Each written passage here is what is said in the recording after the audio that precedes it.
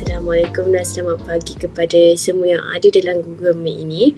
Memperkenalkan saya Nur Najiha binti Abdul Malik selaku moderator kita pada pagi ini, dan diiringi juga rakan-rakan saya iaitu Fatin Nuzulaika binti Muhammad Zulkifli dan Nur Sabrina binti Zamri. Semua sihat ya hari ini? Dah sarapan ke semua? Alhamdulillah sihat. Ustazah dah sarapan Ustazah? Alhamdulillah. Okey.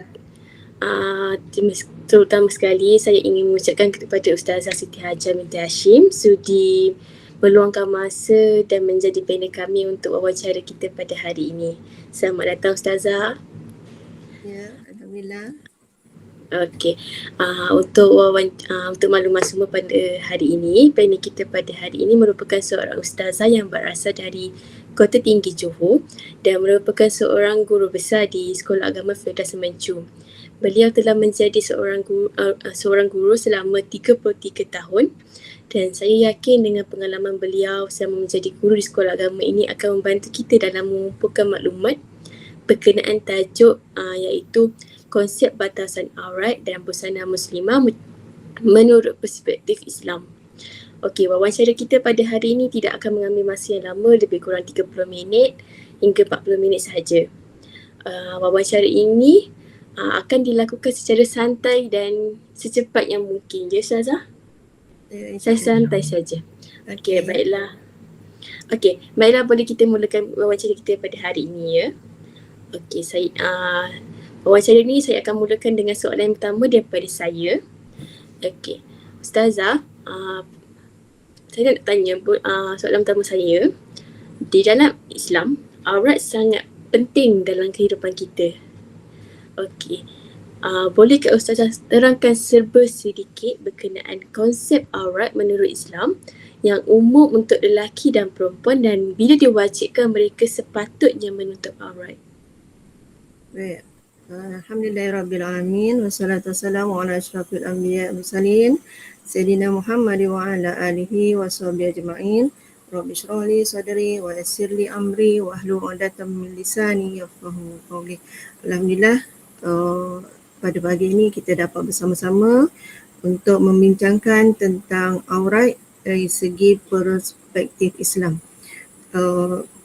Bermulanya kita berikan definisi aurat itu iaitu ianya diambil daripada perkataan bahasa Arab aurah, iaitu yang bermaksud keaiban.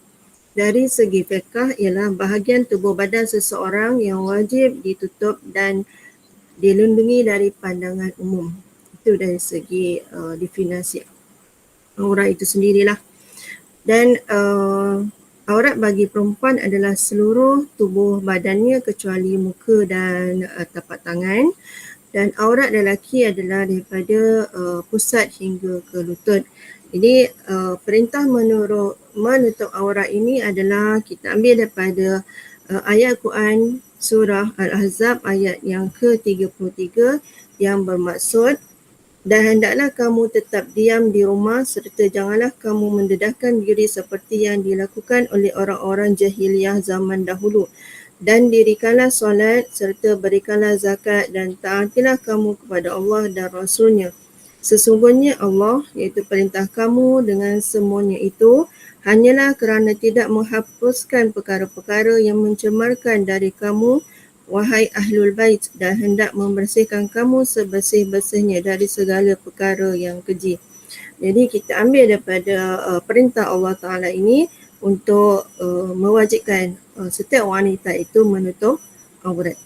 Dan kewajipan, bilakah masa seorang itu diwajibkan untuk menutup aurat, ialah bila mereka telah akil baligh, maksudnya mereka telah cukup umur untuk menanggung hukum syarak. Sebagaimana yang kita tahu, tanda-tanda bagi seorang itu akil baligh ialah bagi perempuan bila kedatangan haid, bila ataupun pada umur yang biasanya pada uruf perempuan adalah 9 tahun dan lelaki pada umur 15 tahun.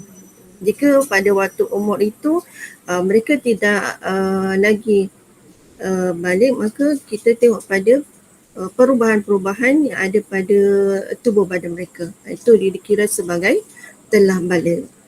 Baik. Balik itu bagi jawapan soalan yang pertama lah. Baiklah Ustazah, terima kasih. Soalan seterusnya pula adalah daripada saya. Saya tak dengar suara. Baiklah, soalan seterusnya daripada saya. Ya. Bolehkah Ustazah jelaskan berkenaan dengan aurat muslimah dengan perempuan yang bukan Islam? Baik. Aurah antara perempuan muslimah dan juga perempuan kafirah itu ataupun perempuan-perempuan yang bukan Islam adalah seluruh tubuh badannya. Maksudnya yang perlu yang boleh dilihat oleh perempuan-perempuan kafir ini bagi tubuh badan perempuan muslim ialah muka dan kedua tapak tangan. Jadi mereka tidak boleh melihat tubuh badan perempuan muslimah. Contohnya kalau berada dalam satu rumah dengan perempuan yang bukan Muslim, maka mesti menjaga aurat ini. Maksudnya batasan aurat tu mesti dijaga, ditutup walaupun berada dalam satu rumah dengan sahabat-sahabat ataupun rakan-rakan perjuangan yang bukan beragama Islam. Begitu. Itu batas yang ditetapkan sebagaimana sabda Rasulullah yang diriwayatkan oleh Abdullah bin Abbas yang bermaksud tidak halal kaum wanita Islam itu dilihat oleh kaum Yahudi dan Nasrani. Jadi kita ambil daripada hadis ini bahawa kewajipan menutup aurat itu di hadapan perempuan yang bukan kafir adalah mesti dipelihara batasannya. Boleh membantu? Boleh Ustazah, jelas. Saya punya soalan pula. Ramai wanita pada zaman sekarang hanya memakai tudung mengikut trend. Rata-rata mereka mengenakan tudung dan busana yang belum memahami tuntutan sebenar mengikut hukum syarak. Mereka lebih memilih untuk mengikut trend berbanding kesedaran untuk melansaikan kewajipan sebagai seorang muslimah yang sejati. Jadi soalan saya yang akan diajukan pada Ustazah berbunyi seperti pada zaman sekarang banyak jenis dan trend pakaian yang ada. Jadi boleh Ustazah terangkan apa sebenarnya konsep fashion yang sebenar menurut perspektif Islam dari aspek jenis pakaian berserta contoh pada masa ini. Baik, trend fashion pakaian yang berluasa pada masa ini seperti berpakaian yang ketat ataupun tidak menutup rambut ataupun tidak bertudung. Jadi pakaian ini adalah tidak mengikut sebagaimana yang disyariatkan oleh Islam. Jadi konsep pakaian menurut perspektif Islam adalah pertama, pakaian yang hendaklah menutup aurat. Pakaian menutup aurat maksudnya pakaian yang tidak ketat ataupun pakaian yang tidak menampakkan tubuh badan. Jadi pakaian itu adalah pakaian yang longgar. Kemudian selain pada itu, pakaian yang dipakai itu mestilah diperbuat daripada kain yang tebal, tidak nipis atau jarang yang boleh menampakkan bayangan tubuh badan. Jadi kain yang jarang boleh menimbulkan gairah lelaki yang melihat. Jadi kita sebagai wanita mesti menjaga dan melihat perkara-perkara ini supaya kita terlepas daripada pandangan-pandangan lelaki yang ajnabi ini. Kemudian pakaian yang tidak berbentuk hiasan yang boleh menarik perhatian yang orang yang melihatnya. Kemudian pakaian yang tidak menyerupai pakaian lelaki. Jadi dalam Islam juga tidak membenarkan perempuan memakai pakaian menyerupai dengan pakaian lelaki. Jadi pakaian yang tidak menyerupai pakaian orang kafir ataupun orang-orang musyrik ini juga tidak dibenarkan dalam Islam. Jadi daripada perspektif Islam ini, dengan memakai pakaian menutup aurat menunjukkan bahawa diri kita yang sebenar sebagai seorang wanita sekaligus menghindari perbuatan tidak senonoh di kalangan lelaki terhadap wanita. Kemudian wanita yang menutup aurat berpegang teguh kepada ajaran Islam, ini akan mendapat keredaan Allah dan pandangan lelaki akan lebih hormat dan sesuai dengan sifat mereka yang penuh dengan sopan santun. Jadi inilah antara perspektif ataupun pakaian menurut Islam. Boleh? Okey. Okey Ustazah, soalan keempat pula. Ya. Pada zaman sekarang, penggunaan barang perhiasan seperti emas dan belian meningkat dan ramai menggemarkan untuk memakai perhiasan tersebut secara berlebihan, terutama sekali oleh golongan kaum wanita. Bolehkah Ustazah terangkan serba sedikit tentang penggunaan barang perhiasan yang dibenarkan untuk dipakai oleh wanita? Baik, pakaian barang kemas ya. Jadi dalam Islam kita diharuskan untuk memakai barang yang kemas secara sederhana. Maksudnya kalau kita pakai itu sebentuk cincin ataupun gelang sebagai tanda kita rasa apa, kalau kita pakai barang kemas kita rasa macam lebih Cantik. kita rasa macam ni nak cakap rasa lebih berkeyakinan begitu kan. Dia membawa aura yang tersendiri. Kemudian bagi soalan tadi, wanita-wanita yang memakai barang kemas secara berlebihan ini adalah tidak dibenarkan dalam Islam. Kerana barangan kemas yang berlebihan boleh mengundang kepada tabaruj dan menarik perhatian ramai. Bila menarik perhatian ramai, ianya boleh mengundang kepada perasaan hasad, dengki dan cemburu. Boleh memakai pakaian barang kemas yang berlebihan ini tetapi di rumah. Berapa banyak pun mereka nak pakai dibenarkan. Jadi pakai kadang mereka ini memakai barangan kemas tu dengan rasa bukannya untuk menunjuk-nunjuk, sebab dia kata ini hasil daripada kerja keras aku, untuk kepuasan sendiri. Walaupun dengan niat begitu, walaupun dengan niat tidak untuk menunjuk-nunjuk, ianya tetap tidak dibenarkan.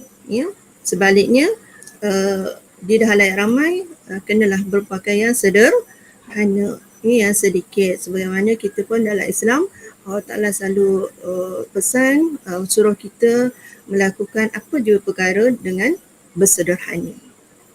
Baik, boleh? Boleh Ustazah.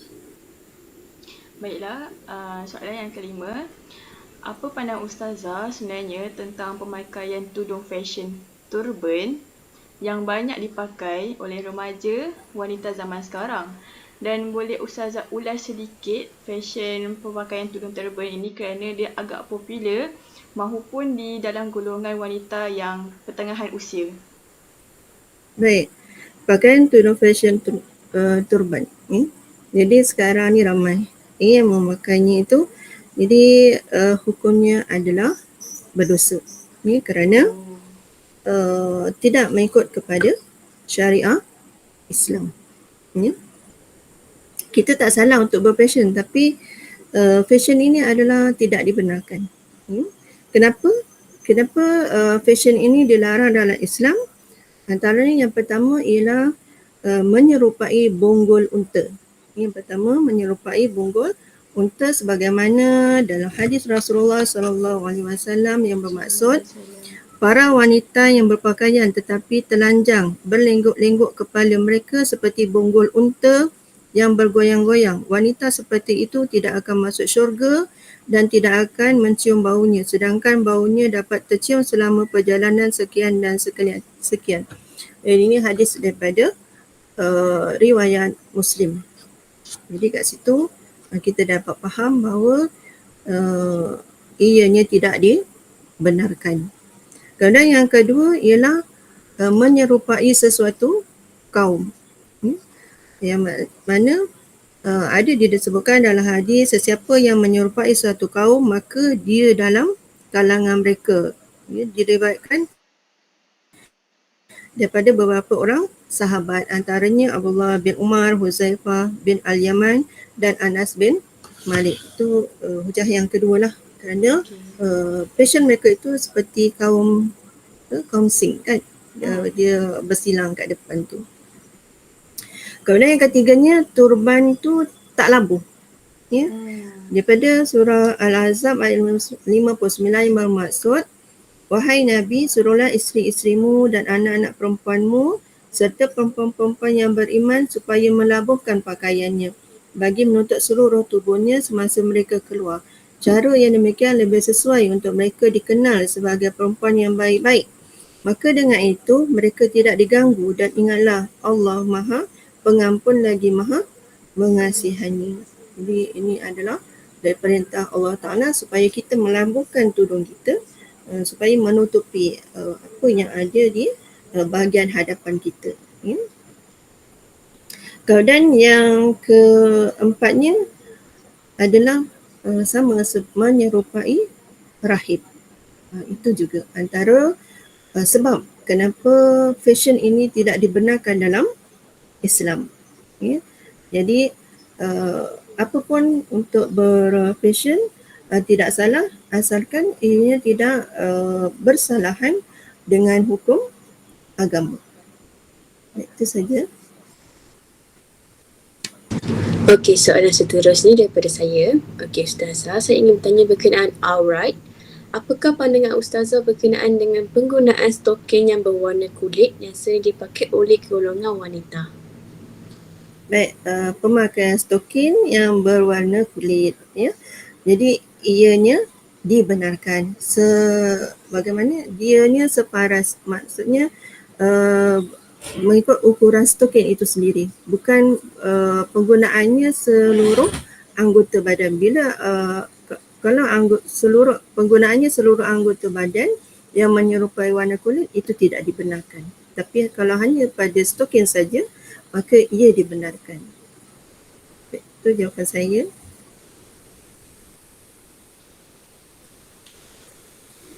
Okey, Ustazah, apakah pandangan Ustazah apabila ada segelintir perempuan yang tidak mahu menutup aurat dengan alasan mahu menjadi diri sendiri serta mereka tidak mahu hipokrit? Itu soalan daripada saya. Baik.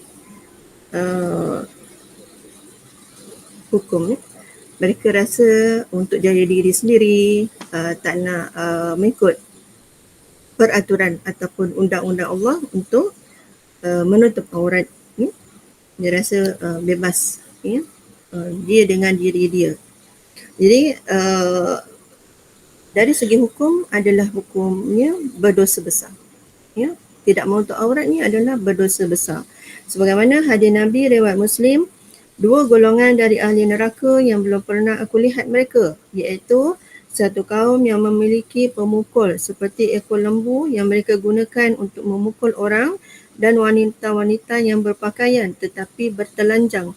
Wanita yang mudah dirayu atau suka merayu, rambut mereka bagaikan pundak unta, mereka tidak akan memasuki syurga, bahkan tidak akan dapat mencium bau syurga, padahal bau syurga dapat dicium dari jarak yang jauh. Jadi wa'iyyazubillah lah. Ya, jadi kita daripada hadis ni kita dapat tahu bahawa menutup aurat itu adalah wajib. Ya, dan dalam hadis ini Nabi telah mengingatkan bahawa mereka-mereka yang tidak menutup aurat ini tempatnya adalah di neraka, tidak akan masuk syurga, bahkan untuk mencium bau syurga pun tidak diperolehinya.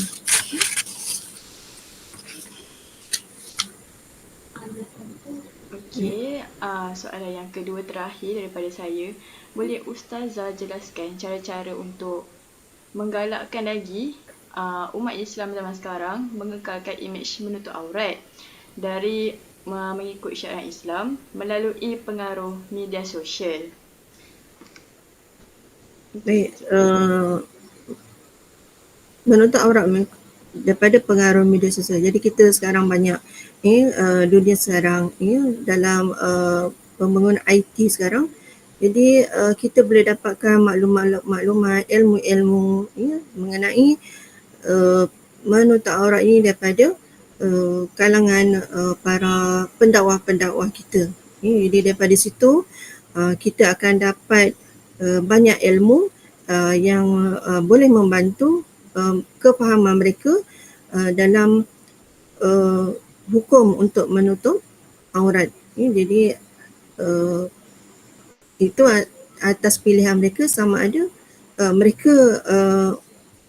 mereka suka untuk mencari ilmu ataupun hanya membiarkan ilmu tu berlalu begitu saja.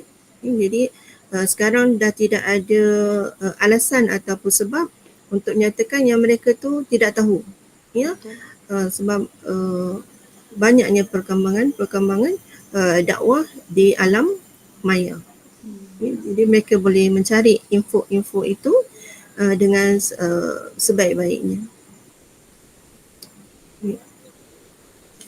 Okey, soalan yang terakhir untuk wawancara kita pada hari ini daripada saya.